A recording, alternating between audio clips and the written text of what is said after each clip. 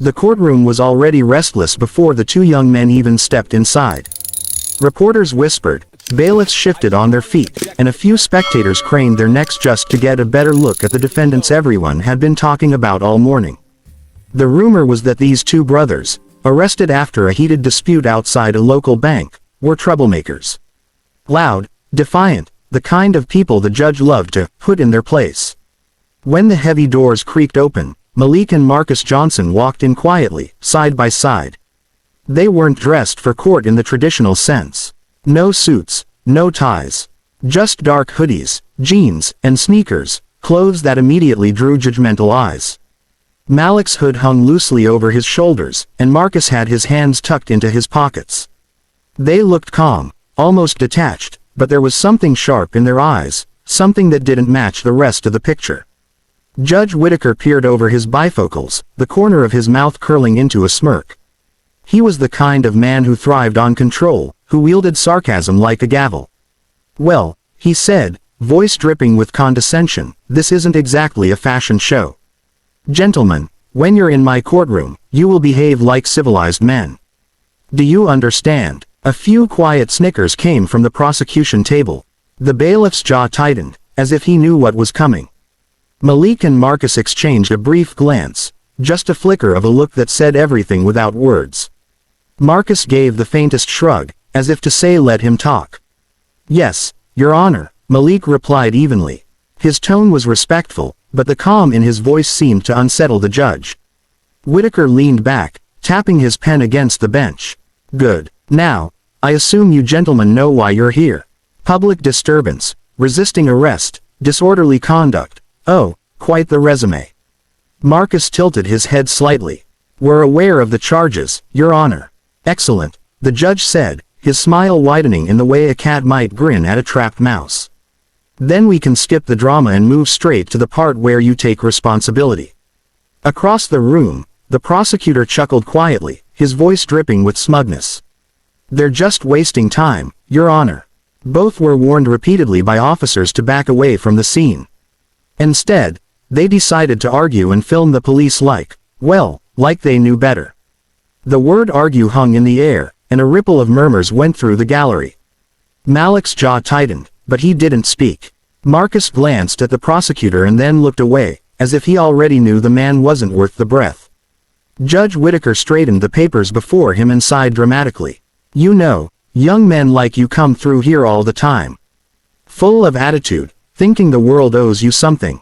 His tone turned almost performative, as though he was addressing the room more than the defendants. "If you two spent half as much time working as you do causing trouble, maybe you wouldn't be standing here today." The words hit the air like sparks, igniting quiet laughter from a few people in the back. Malik's fingers twitched on the table, but Marcus placed a hand on his arm, a subtle reminder to stay composed. "Understood, Your Honor," Malik said, his voice low and steady. "Good," the judge replied, a note of satisfaction in his tone. "We'll keep this simple. You'll both have the opportunity to speak, but I strongly suggest you take the prosecution's plea deal. You might get out with community service if you behave yourselves." The suggestion drew another murmur. Malik raised an eyebrow, but stayed silent. Marcus leaned back slightly, eyes fixed on the seal above the judge's bench. He looked as though he was studying it, memorizing every detail. It was a strange scene. Two men who looked entirely unbothered, almost too calm for the situation they were in. If anyone had looked close enough, they might have noticed the faint trace of amusement at the corners of Marcus's mouth, or the way Malik's eyes flickered toward the legal pad on the prosecutor's desk, scanning its contents in seconds. Judge Whitaker mistook their silence for submission. He smiled again, thinking he had already broken them down. "That's what I like to see," he said. "Respect. We don't get much of that anymore." The brothers exchanged another glance, quiet and deliberate. Marcus spoke softly this time. "We respect the court, Your Honor," he said. Whitaker gave a short laugh. "Do you now? Well, let's see how long that lasts." He turned to the prosecutor. "Proceed." As the prosecutor began reading from his statement, embellishing facts, twisting details, Malik leaned slightly toward his brother. "You hear that?" he whispered under his breath. Marcus nodded. "Oh, I hear everything." It wasn't defiance that flickered in their eyes now. It was focus, calculation, the kind that came from years of study, hundreds of hours spent mastering the law, and a deep understanding of how easily people underestimated what they didn't understand. And as Judge Whitaker continued his performance, convinced he was teaching two young men a lesson, Malik and Marcus quietly prepared to teach him one he would never forget. The air in the courtroom changed the moment Malik stood up. The prosecutor had been pacing confidently before the jury box, smirking as he waved a file of papers like a trophy. His words dripped with arrogance, the rhythm of someone who had never been challenged by the kind of defendants sitting across from him. He didn't even notice Malik rise until the movement drew everyone's attention. The soft scrape of the chair against the tiled floor echoed louder than any gavel. "Your Honor," Malik began, his voice calm but precise, "before we continue this proceeding, I believe there are some important clarifications to be made." Judge Whitaker looked up from his notes, visibly irritated that his script was being interrupted. "Mr. Johnson," he said with exaggerated patience, "you'll have your turn to speak after the prosecution finishes." "With respect, Your Honor," Malik said evenly, "the prosecution's presentation is built on procedural violations. Continuing without addressing them would constitute a breach of due process." A hush fell over the room. The tone was different, measured, articulate, commanding. Not the tone of a defendant pleading for mercy. It was the tone of someone who understood exactly where he stood and how the law worked around him. The prosecutor let out a short, dismissive laugh. "Oh, that's cute. Been reading legal blogs in your free time, son?" Marcus stood next to his brother, his face expressionless. "Actually," he said quietly, "we wrote a few of those." The prosecutor blinked, confused. "What?" Malik reached into his pocket and pulled out a slim leather wallet. He opened it and placed two sleek ID cards on the defense table. The courtroom was silent as the gold lettering caught the light. "Attorney at law, Malik A. Johnson, Esq. An attorney at law, Marcus D. Johnson, Esq." The judge froze. His pen slipped from his hand, clattering onto the desk. For a long moment, no one moved. Even the bailiff stared, mouth slightly open. "Excuse me," Judge Whitaker finally managed. "Are you implying?" "No implication," Malik said firmly, stepping forward. "I'm stating it directly. My brother and I are licensed attorneys in the state of New York, both in good standing with the Bar Association. We have been working in collaboration with the Civil Justice Initiative to observe courtroom practices across this district." Marcus picked up from there, his voice smooth and sharp. "We chose not to disclose our status earlier to see how defendants without legal representation are treated here. And, well," he glanced meaningfully at the judge, "we didn't have to wait long for an example." The judge's face flushed red, a mix of embarrassment and anger. "This is highly irregular," he said sharply, though his voice lacked its usual authority. "What's irregular?" Malik countered, "is the manner in which this court allows the prosecution to speak unchallenged, make prejudicial remarks, and present evidence without verification. What's irregular is a sitting judge openly mocking defendants before the trial has even begun." Gasps filled the room. Someone in the gallery muttered, "Oh, damn." Reporters who had been half asleep moments ago began scribbling furiously, their pens scratching like sparks. The prosecutor, flustered, stammered, "Your Honor, I wasn't informed of this." "Of course you weren't," Marcus interrupted smoothly. "Because it was a test. And I'm afraid you failed it rather spectacularly." The judge banged his gavel, more to reassert control than to maintain order. "This court will have none of this theatrical nonsense." Malik didn't flinch. "Then by all means, Your Honor, let's move past theater and into law." He lifted a binder from his bag and opened it. "I have a detailed record of this court's rulings over the past 6 months, 17 cases involving young black defendants. In each instance, harsher sentences were handed down compared to white defendants charged with identical or lesser offenses. Would you like me to read them aloud?" The color drained from the judge's face. Marcus took a step closer, his tone quieter but somehow even more cutting. "We've been compiling this data for months. We didn't just come here to win a case, we came to expose a system." Silence hung heavy. The only sound was the faint hum of the fluorescent lights overhead. The tension was so thick it felt almost physical, pressing on everyone's chest. The prosecutor tried to recover, mumbling something about procedural trickery, but no one was listening anymore. The brothers now commanded the room. Malik turned back toward the gallery. Your Honor, this proceeding should be dismissed immediately. The arrest itself was unlawful, based on profiling, and the prosecution's evidence is inadmissible due to chain of custody violations. But more than that, this entire process has been tainted by bias that we can prove. The judge's hands trembled slightly as he adjusted his glasses.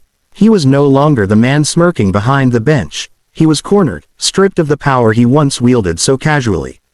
Mr. Johnson, he said finally, voice subdued. This is highly unorthodox. Justice often is, Marcus said softly. The courtroom remained still for a moment longer, the weight of realization sinking in. What everyone had assumed was a routine case had just turned into a reckoning. Malik closed his folder, calm once again. We'll be filing our motion to dismiss within the hour, he said.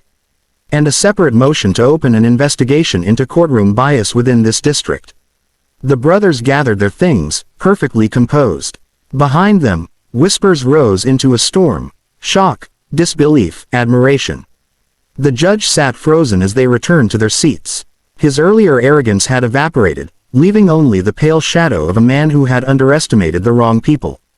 And in that silent, fragile pause, everyone in the room understood, these weren't just two defendants. They were the architects of something far larger, and the courthouse had just become their stage. The next morning, the courthouse steps were lined with reporters and cameras. Word of what had happened the previous day had spread faster than anyone expected. Undercover attorneys expose corrupt judge, read one of the headlines being waved in the air. The brothers' names, Malik and Marcus Johnson, were now on every news feed, every social platform, every morning show. Inside, the courtroom that once hummed with quiet contempt now buzzed with anticipation. Every seat was filled. Attorneys, law students, journalists, everyone wanted to see what would happen next. Judge Whitaker was scheduled to preside again, but rumors whispered that he had requested to be removed from the case. The request had been denied. When the brothers entered the room, they didn't stride in like heroes. They walked the same way they always did, calm, deliberate, side by side. Their expressions were unreadable, their posture impeccable. Yet there was something different in the air now. The respect that had been denied them the day before was suddenly palpable. Even the bailiff gave a curt nod as they passed. Judge Whitaker took the bench moments later. His usual smug composure was gone. His voice, when he spoke, trembled slightly. Court is now in session, he announced, though it sounded more like a plea for quiet than a declaration of authority. Malik stood. Your Honor, he began, his tone polite but firm. Before we address the motion to dismiss, we'd like to make a statement for the record. The judge hesitated, then nodded. Proceed. Malik stepped forward, his voice carrying across the room. Yesterday, we stood here accused of crimes we did not commit. We were mocked, dismissed, and prejudged based on how we looked, not who we were. But we weren't the only ones on trial. The integrity of this courtroom was, too. Murmurs rippled through the crowd. Marcus opened a file and began reading from a report. This court has a pattern of bias, he said, his voice smooth but sharp. 17 cases in 6 months. The numbers speak louder than any defense we could give. Whitaker's face reddened. You're turning this into a circus, he snapped. Malik didn't flinch. No, Your Honor, this was a circus long before we arrived. We're just turning on the lights. The gallery erupted in whispers again, but the brothers didn't pause. Marcus handed a folder to a clerk. That's a formal motion for review of judicial conduct. Signed by us and by the Civil Justice Initiative. Whitaker stared down at the documents, his fingers trembling as he read. His jaw tightened, and for the first time, his voice lost its edge. You think you can come into my courtroom and... This isn't your courtroom, Judge, Malik interrupted softly. This belongs to the people. You just sit in it. The silence that followed was deafening. The judge's gavel hung mid-air, useless now. Finally, Whitaker sighed, defeated. The charges against the defendants are dismissed, he muttered, the words forced and bitter. Case closed. But Malik wasn't finished. One more thing, Your Honor, he said, looking him directly in the eyes. We don't take pleasure in humiliating you. That was never our goal. But you needed to be reminded of something. Respect isn't earned by your title. It's earned by your conduct. For a moment, Whitaker looked like a man stripped bare. The arrogance, the authority, it had all been peeled away, leaving only exhaustion and the faint flicker of shame. He gave a small nod, almost imperceptible, and rose from the bench. Without another word, he walked out, his robe trailing behind him like a shadow fading from the room. As soon as he was gone, the gallery erupted. Applause, cheers, the sound of relief and vindication. Cameras flashed. Reporters surged forward, but the brothers stayed calm, gathering their documents with quiet precision. Outside the courthouse, the cool air met them like a wave of cleansing freedom. Dozens of microphones were thrust toward their faces, but Malik raised a hand. "We'll say one thing," he said clearly, his voice steady above the chaos. "What happened in there wasn't just about us. It was about every person who's been silenced, misjudged, or mistreated by the system meant to protect them. Change doesn't start in marble halls, it starts with courage." Marcus nodded beside him. "And sometimes," he added, "that courage looks like two brothers in hoodies walking into a courtroom."